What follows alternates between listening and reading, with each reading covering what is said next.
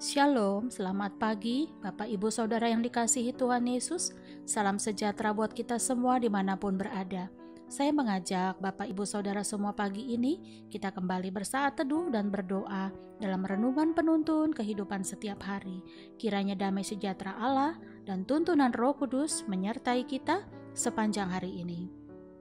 Tema renungan pagi ini menjadi manusia baru. Nats Alkitab terdapat di dalam Yohanes 3 ayat 3 sampai dengan 5. Demikianlah firman Tuhan.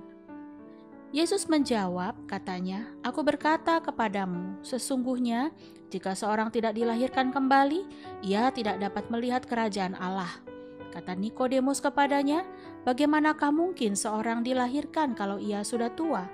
Dapatkah ia masuk kembali ke dalam rahim ibunya dan dilahirkan lagi?"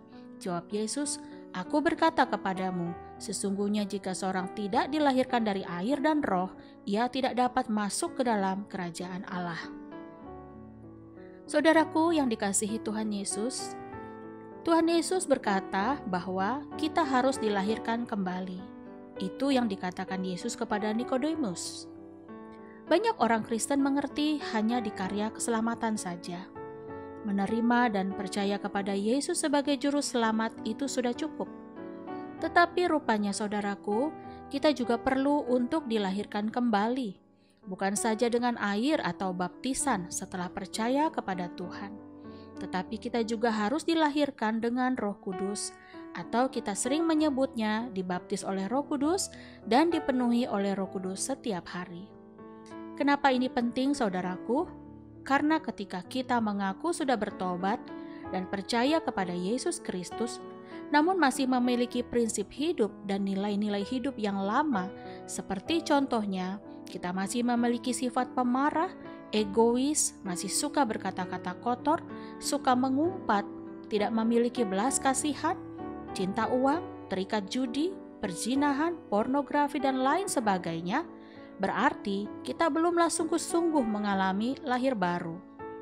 Saudara, lahir baru atau kelahiran baru tidak dapat dikerjakan oleh usaha manusia, tetapi dikerjakan oleh Roh Kudus di daerah batinia kita atau di dalam roh kita. Sebab firman Tuhan dalam Yehezkiel 11 ayat 19-20 berkata, "Aku akan memberikan mereka hati yang lain dan roh yang baru di dalam batin mereka.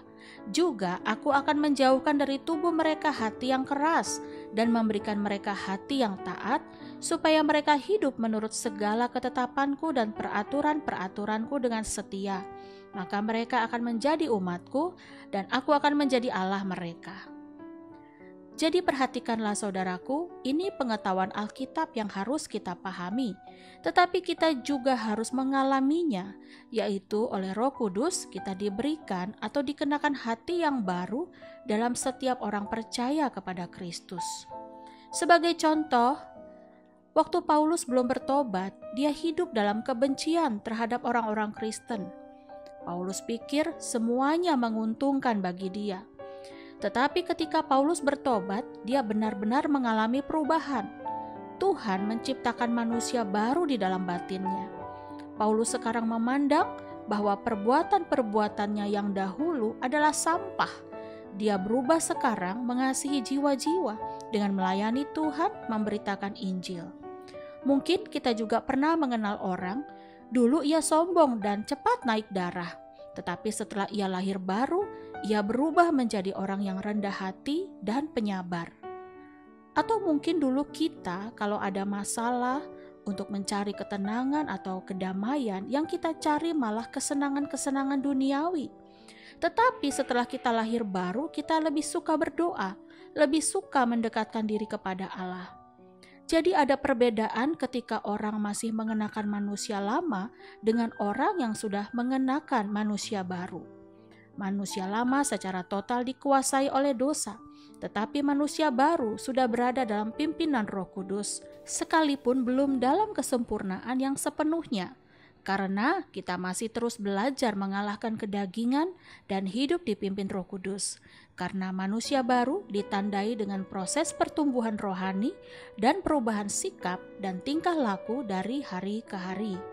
Saudaraku, Jikalau saudara ingin mengalami kelahiran baru, agar karya keselamatan Kristus benar-benar membawa perubahan yang nyata dalam hidup kita, sudah saatnya saudara berdoa meminta Allah untuk membaptis saudara dengan Roh Kudus dan dipenuhi oleh Roh Kudus setiap hari. Bagaimana caranya? Mintalah Tuhan mencurahkan Roh Kudus-Nya kepada saudara. Yesus berkata, "Oleh karena itu aku berkata kepadamu, mintalah, maka akan diberikan kepadamu. Carilah, maka kamu akan mendapat. Ketuklah, maka pintu akan dibukakan bagimu. Karena setiap orang yang meminta, menerima, dan setiap orang yang mencari, mendapat, dan setiap orang yang mengetuk, baginya pintu dibukakan." Dan Yesus juga berkata bahwa Ia akan memberikan Roh Kudus kepada mereka yang meminta kepadanya. Ketahuilah saudara, ketika Roh Kudus menjamah mata hati kita, yaitu di dalam batinia kita, dan Dia memberikan hati yang baru kepada kita, maka ada perubahan dalam pandangan dan nilai-nilai hidup kita. Kita akan membenci dosa, dan perbuatan-perbuatan dosa yang dulu kita anggap menguntungkan, sekarang kita pandang merugikan oleh karena Kristus. Amin. Mari kita berdoa. Bapa, terima kasih buat firman-Mu pagi hari ini yang memberikan pengetahuan kepada kami bahwa keinginan-Mu agar kami dapat dilahirkan kembali oleh Roh Kudus-Mu. Ya Roh Kudus yang baik, jamahlah setiap hati yang haus akan Engkau. Bukalah setiap selubung hati yang tertutup selama ini akan dosa, agar banyak anak-anak-Mu hidup dibebaskan dan dimerdekakan dari belenggu dosa dan hidup bagi Allah. Di dalam nama Tuhan Yesus kami berdoa. Amin. Kiranya berkat yang sempurna dari Allah Bapa, kasih karunia dari Tuhan Yesus Kristus, dan persekutuan yang indah dengan Roh Kudus menyertai kita dari sekarang ini dan sampai selama-lamanya. Maju terus dalam tuntunan Tuhan saudaraku, tetap semangat, sampai jumpa esok hari di penuntun kehidupan setiap hari, dan Tuhan Yesus memberkati.